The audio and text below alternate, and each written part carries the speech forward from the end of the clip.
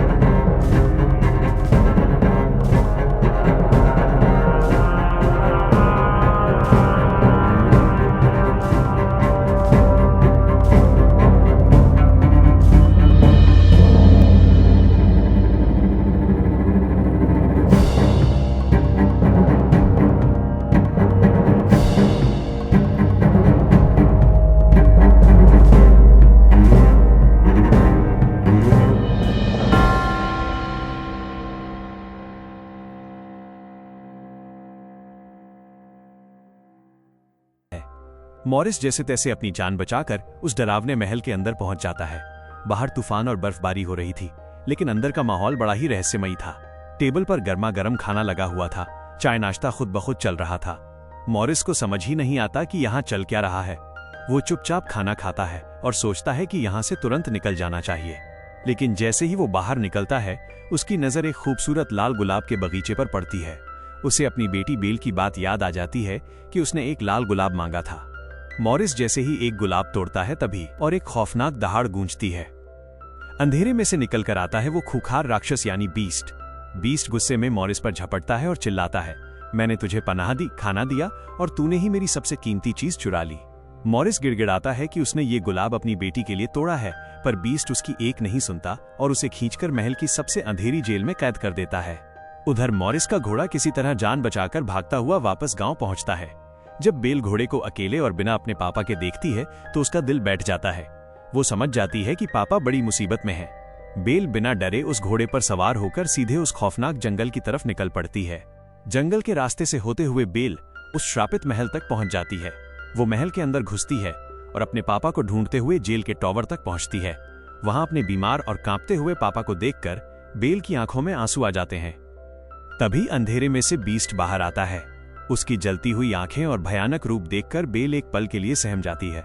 Beast कहता है कि इसके पापा ने चोरी की है, इसलिए अब ये जिंदगी भर इस जेल में सड़ेंगे। लेकिन बेल अपने पापा से बेइंतहा प्यार करती थी। वो एक ऐसा फैसला लेती है जिससे बीस्ट भी हैरान रह जाता है। बेल कहती है, मेरे पापा को छोड़ दो, बदले में मैं जिंदगी भर तुम्हारी कैदी बनने के लिए तैयार हूं। मॉरिस रोता चिल्लाता रहता है कि नहीं बेल, ऐसा मत कर। लेकिन बेल जबरदस्ती अपने पापा को जेल से बाहर धकेल देती है और खुद को सलाखों के पीछे बंद कर लेती है। बीस्ट मॉरिस को महल से बाहर फेंकवा देता है। अब बेल अकेली उस खौफनाक राक्षस के महल में कैद थी। लेकिन महल की जिंदा चीजों यानी मोमबत्ती, लुमियर और घड़ी कोग्सवर्थ को लगता है कि शायद यही वो लड़की है जो बीस्ट के दिल को बदल सकती है और उनका श्राप मिटा सकती है। इसलिए वे छुपकर बेल को जेल से निकालकर एक सुंदर कमरे में शिफ्ट कर देते हैं। दूसरी तरफ मॉरिस बदहवास हालत में गांव पहुंचता है और चिल्ला चिल्लाकर लोगों से मदद मांगता है। एक बहुत बड़ा राक्षस है, उसने मेरी बेल को कैद कर लिया है। लेकिन गांव वाले सोचते हैं कि मॉरिस पागल हो चुका है और उसका मजाक उड़ाते हैं।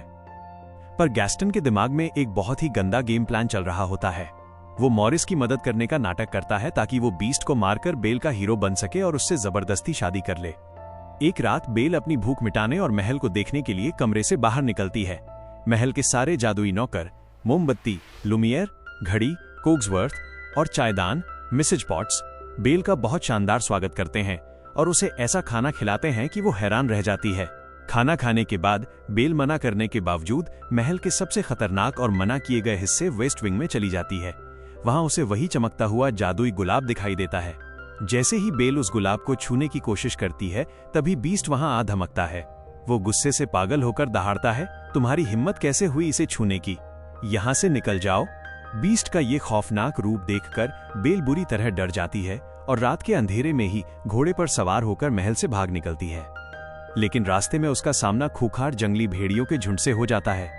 भेड़िए बेल और उसके घोड़े पर टूट पड़ते हैं। बेल अपनी जान बचाने की कोशिश करती है लेकिन भेड़िए उसे घेर लेते हैं। ठीक उसी वक्त जब भेड़िए बेल पर हमला करने ही वाले थे, बीस्ट वहां आ पहुंचता है। बीस्ट अकेला उन सारे खूंखार भेड़ियों से भिड़ जाता है। वो बेल की जान तो बचा लेता है लेकिन इस लड़ाई में बीस्ट खुद बहुत बुरी तरह जख्मी हो जाता है और बर्फ में गिर पड़ता है। बेल चाहती तो बीस्ट को वहीं मरता छोड़कर भाग सकती थी, लेकिन वो ऐसा नहीं करती। बेल जख्मी बीस्ट को अपने घोड़े पर लादकर वापस महल लाती है।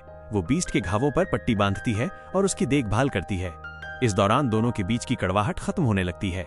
बीस्ट का नरम दिल बाहर आने लगता है और बेल को एहसास होता है कि बाहर से खौफनाक दिखने वाला यह जानवर अंदर से बहुत मासूम और अकेला है। बीस्ट बेल को खुश करने के लिए उसे महल की सबसे बड़ी और आलीशान लाइब्रेरी गिफ्ट कर देता है जिसमें हजारों किताबें थीं। बेल ये देखकर बेहद खुश हो जाती है।